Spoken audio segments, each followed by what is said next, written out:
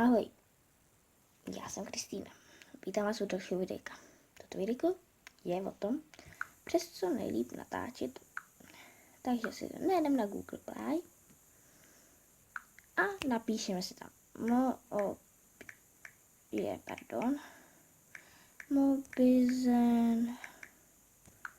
Mobizen, přes který teďka natáčím. To je tady ten. Dáte instalovat, dáte otevřít, doufám, že se to nevypne. Je dobrý.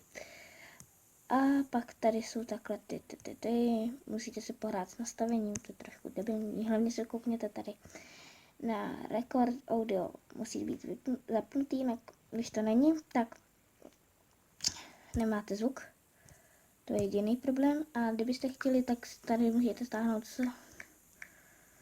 screen recorder a to je to hned první.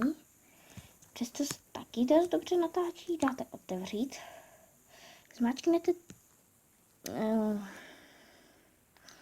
takový to, tady to koletečko vedle toho, úplně to první.